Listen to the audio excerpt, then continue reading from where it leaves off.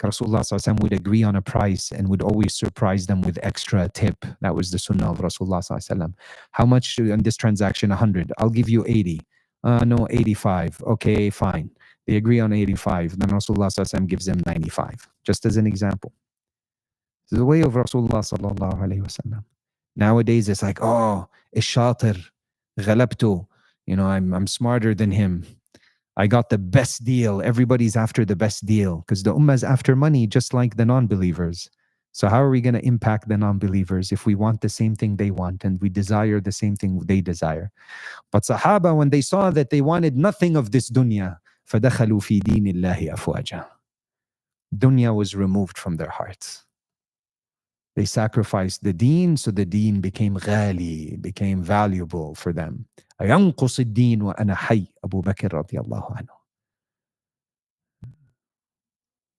But now half the people, like one brother was complaining to me, we're in Canada, he was complaining to me, he said, you know, and he was being a bit stereotypical. Like I told him, brother, you shouldn't think this way. But he told me, wallahi, brother, I've taken like over, 250 brothers from India. Not a single one tipped me. I'm like, I don't think it's true. I said, what about the Arabs? He says, yeah, the Arabs too. They rarely tip. I said, that's true. I'm an Arab. I tip.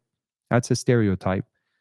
But he said, no, just trust me. I know. And all the white people tip me. Aren't you like, if it's true, how do you expect, I intentionally, when I go into an Uber of a non-Muslim, my tip is more than the ride. If it's a non-Muslim where I feel like there's possibly an opportunity for him to come into Islam, especially if they ask me and we have a conversation, typically more than the ride. Because Allah, لا ينقص مال من صدقة. No, you can't, money never decreases from charity. But do we have yaqeen on this? Everybody's just trying to save a buck. You get out there and you see kun fi khidmati nas.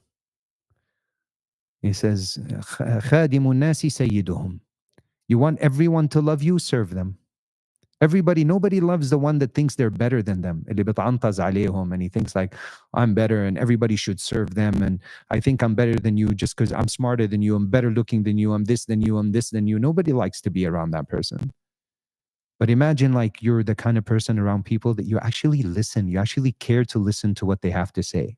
And you actually take initiative to try to help them with their problems. And when you ask them how their day is, it's not just a routine question. You actually want to know how their day is to see if you can be of any aid or any help. Imam Ghazali says the true friend is someone you can put your hands in their pocket, take whatever money's in there, and they won't ask you what you took or why you did that. Back when friendship was true. Nowadays, the brother is making money from his own blood brother. وَالْأَخْ بِغُشْ أَخُوهُ. Right? The brothers are fighting over inheritance. Sisters fighting over inheritance. أَصْبَحْنَا عَبِيدًا لِلْمَالِ. We became slaves to money. The dala. Because everybody, how can I survive, brother, without money? I have to maintain my lifestyle, the home, the fancy car, the fancy stuff that I have to maintain it. طيب يا أخي, why do you have all these things? Do you actually need them? Justified for something? Then fine. But you spend money, every time you spend money on something you don't need, with money you don't have, min asasu. Everybody's putting money on credit card. It's fine, I'll pay it at the end of the month. Before you know, the bill is too big to be paid at the end of the month. Then what? You fall into interest. It's like, وَلَا تَتَّبِعُوا خُطُوَاتِ الشَّيْطَانِ وَلَا أُمَنِّيَنَّهُمْ. He's always giving you like, yeah, this will happen, this will happen. He's always talking about the future and giving you ideas and making you fall into all sorts of traps. So you say, Allah يُنْشِئُ الْحَاجَةَ بِقُدْرَتِهِ. Allah generates needs in us with His qudra, with His power. And fulfills those needs from His treasures. That was where we kind of left off last time. To understand that the needs in you, how come your live has ads, but normally when I watch it live, subscribe to premium and you won't see the ads. Because YouTube I've been added to the premium partner program. This is a way where I make a cut. So I start getting paid by YouTube, I guess, or something like that, because they finally gave us control over the types of ads. Before, this was problematic and haram because they would put your content in places that were like you could run an alcohol ad or an inappropriate ad. Now we turn off alcohol, all sorts of stuff I don't even want to mention. So once we have control of this, it's now technically halal. Now, people don't want me to sell the book for money, and I have a version of it for free. They don't want me, basically. The minute you start making money, they start getting uncomfortable. So yes, there you will see ads. You don't want to see ads. You can subscribe to premium, which I actually have a premium subscription because I don't want my kids to see anything inappropriate through the ads, and then it's not interrupted. And by the way, we still get a portion and get paid even if you have premium, but you don't get to see the ads. So that's the short answer to your question. As someone who does, oh, you're on the same page, Shahla. I also do marketing, so you understand. Before, I was very much against, but when I decided to do this full time, I'm not apologetic about it anymore. You know, you've got to make a living somehow. This is one of the means. But I do it with a lot of rahmah. I always give options for people for free. I keep the prices reasonable.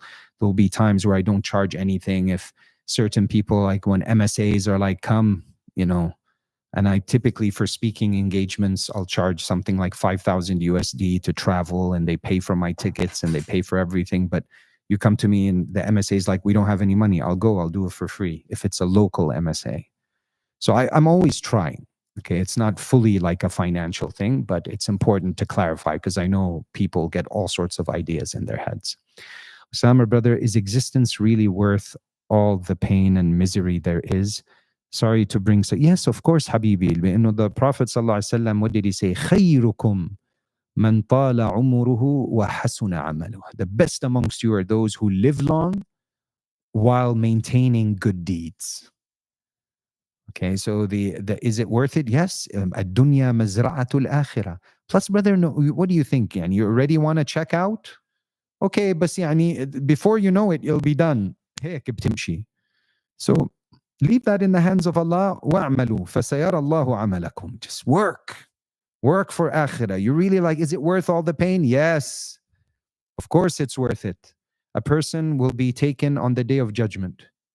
And نكد في حياته, مشاكل و problems و poverty و ريحته طالعة وساكن في مزبلة everything in his life is wrong. But he has iman. And Allah chose to test him in this way. And then he dies. He goes to Allah. He goes, what now? Now hell? Like, what's happening? Allah is like, check this out. And Allah takes him and dips him like a biscuit in tea in paradise. Just gives him a quick dip and takes him out. And he asks him, did you see any difficulty in your life? He goes, huh? What difficulty? What difficulty? It's like just a dip in paradise. Everything to me, is it worth it? Of course it's worth all the pain and misery. My beloved brothers and sisters, making life easy for others is one of the most beloved acts in the sight of Allah. The Prophet ﷺ said that whoever relieves a difficulty for his brother or sister, Allah will relieve a difficulty for him on the day of judgment. Helping others, being kind and showing mercy not only brings comfort to them, but also brings blessings and peace to your own life. At the same time, a true believer obeys Allah in all situations. Whether life is easy or difficult, obedience to Allah shows that your heart is connected to Him and that you trust His wisdom even when you face trials. Staying firm on prayer, honesty, and kindness is a sign of strong faith. When you make life hard for others, you only block your own blessings. But when you make things easy for people by forgiving, helping, or showing patience, Allah makes your affairs easy too. Every small act of kindness is written with Allah and will not be lost.